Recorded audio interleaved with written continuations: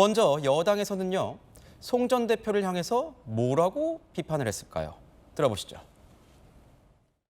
어떤 범죄 피의자도 자기 마음대로 수사 일정을 못 정하는데 이는 특권의식의 발로입니다. 검찰 수사를 방해하고 여론을 호도하려는 고도의 정치적 계산에서 비롯된 것이라고 생각합니다. 자기 마음대로 일정을 검찰에 통보해가며 황제 출석한 이재명 당대표와 닮은 꼴입니다. 이심송심 그 끝은 과연 어디인지 묻지 않을 수가 없습니다.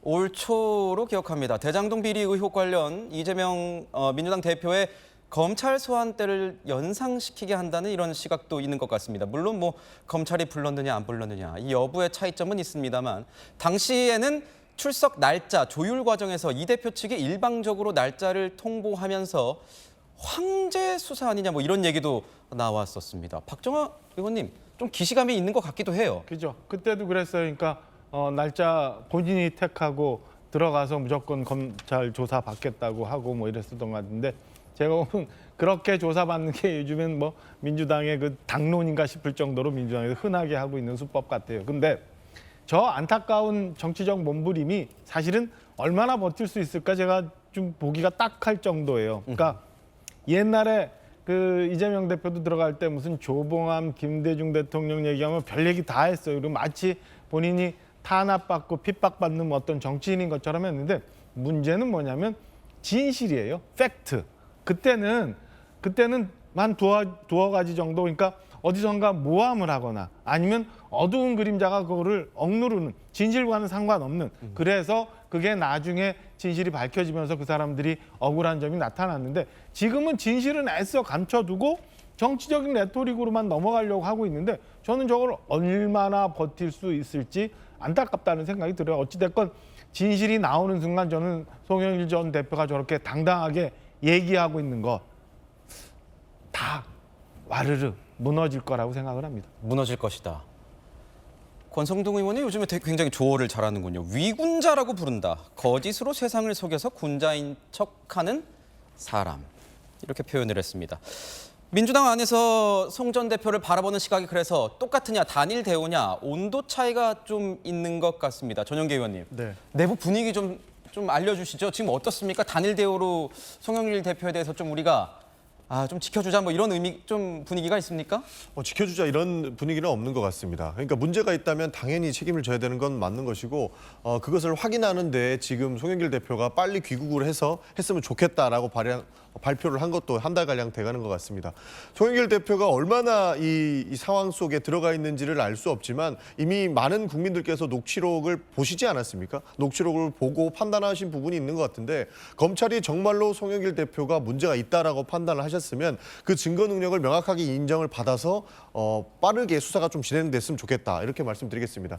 조금 전에 우리 김용주 의원님께서도 말씀을 해주셨는데요. 검찰의 타임테이블에는 아직 이성만 의원이나 윤관석 의원이 수사도 받지 않았기 때문에 조금 급할 수 있다 이렇게 말씀하셨는데요. 검찰이 왜 기획을 합니까?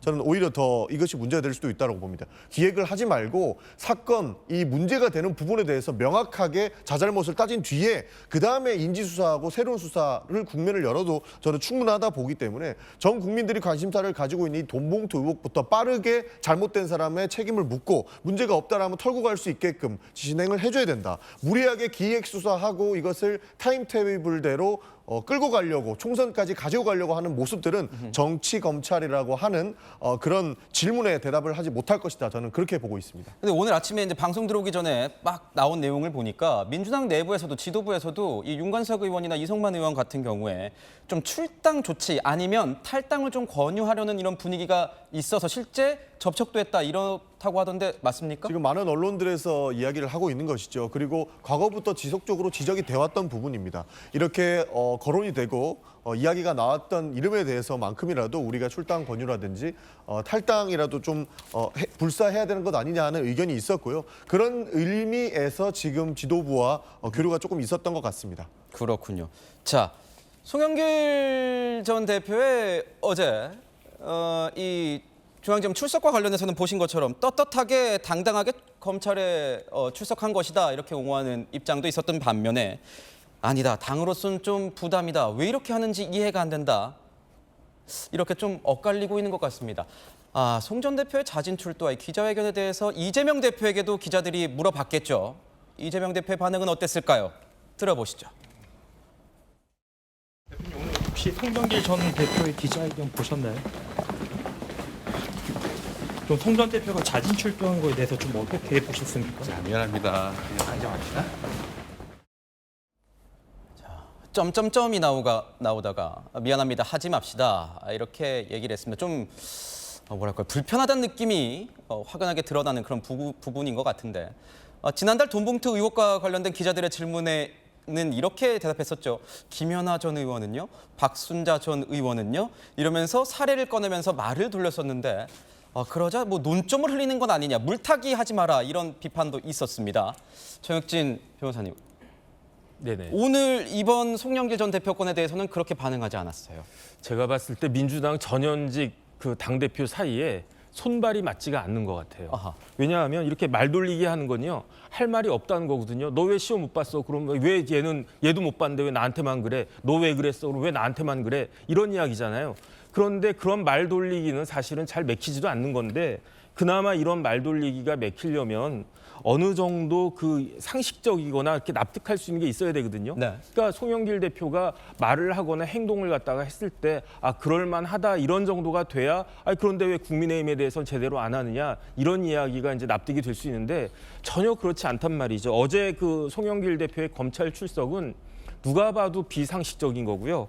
민주당 내에서도 이해 불가하다 그런 이야기 아니었겠습니까? 조금 전에 이재명 대표가 아무 말씀도 못했는데 쉽게 말하면은 송영길 대표의 검찰 출석에 대해서 이재명 대표도 유구무원이다 이런 거잖아요. 그런데 본인이 이렇게 어거지로 막무가내로 검찰에 출석하는 것이 이런 식의 반향을 일으킬 것이다라고 송영길 대표가 몰랐을까? 저는 그것도 사실 의문이에요. 그렇기 때문에 제가 봤을 때 송영길 대표의 어제 저런 행동과 그 말과 뭐 기획수사다 뭐다 뭐 나를 차라리 구속해라 이렇게 이야기하는 거는 어떻게 보면은 이재명 대표에 대한 하나의 그 메시지가 될 수도 있는 것이 아닌가, 저는 그런 의심까지 사실 조금 듭니다. 아하, 그렇군요.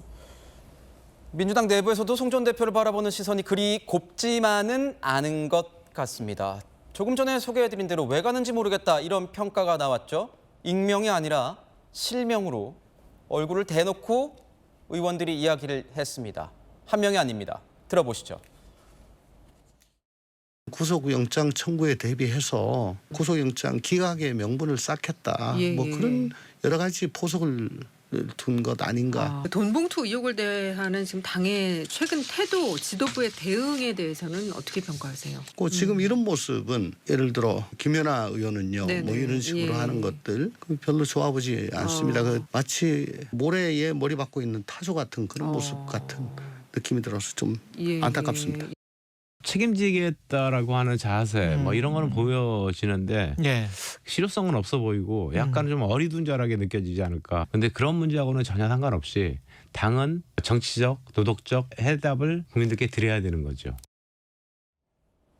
조응천 의원 같은 경우에는 장두노미, 타조가 이제 수풀에 머리를 가리면서 다른 사람들은 모르겠지 하지만 다른 사람들은 거기에 타조가 있다는 걸 다 지켜보고 있는 거죠. 사실이 있다는 걸 알고 있는데. 이렇게 표현도 했습니다. 당 차원에서 추가적인 입장 발표, 진상 조사 뭐 이런 것이 없기 때문에 조응천 의원 같은 지적이 있는 것 아니겠습니까, 김영주 의원님? 그렇습니다. 이제 기본적으로는 뭐 이재명 대표 스스로도 지금 인터뷰를 하기 싫을 정도로 스탠스가 꼬여일 대로 꼬여 있습니다. 왜냐하면 일성 자체를 굉장히 검찰을 비난하는 일성을 냈다가 또 본인 스스로가 우리는 자체적으로 조사해봤자 셀프 조사, 면죄부 주는 거다. 그렇게 생각해서 우린 조사하지 않겠다. 제발 검찰이 성실히 조사해 주십시오. 이렇게 얘기했기 때문에 지금 이제 새로운 국면을 맞게 되는 거죠. 왜 우리가 모든 주도권을 검찰에 넘겨놓고 검찰을 또 비판하는 이런 말도 안 되는 앞뒤가 안 맞는 일을 하고 있는가. 우리 스스로도 단순히 송영길 대표만 자진 뭐 탈당의 수순을 받을 게 아니라 분명하게 이름이 내고 있는 윤관석, 이승만 의원 정도만이라도 정확하게 당의 윤리위원회에서 뭐 불러서라도 혹은 전체적으로 뭐 일부 나왔듯이 전수조사를 해서라도 그런 부분에 대한 형식적 절차를 갖고 그런 데 대한 선제적 대응을 해야 된다. 필요하다면 뭐 소위 송영길 대표가 지난번에 부동산 관련해서 했듯이 선출당 조치를 하고 해명이 되면 복당하는 뭐 그런 어떤 공격적으로 해야만 된다는 목소리가 아마 총선의 시간이 가면 갈수록 거세질 것이라고 보여집니다. 한 의원이 이렇게 얘기를 했습니다. 우리는 어떤 도덕성 때문에 표를 얻은 측면이 있었는데 이런 이슈에 얽히게 되면서 다음 총선 낙관하기 힘들 수도 있다. 이런 얘기를 하고 있습니다. 이 문제 민주당 그리고 송영길 전 대표가 어떻게 풀어나갈지 돌직구쇼도 한번 지켜보도록 하겠습니다.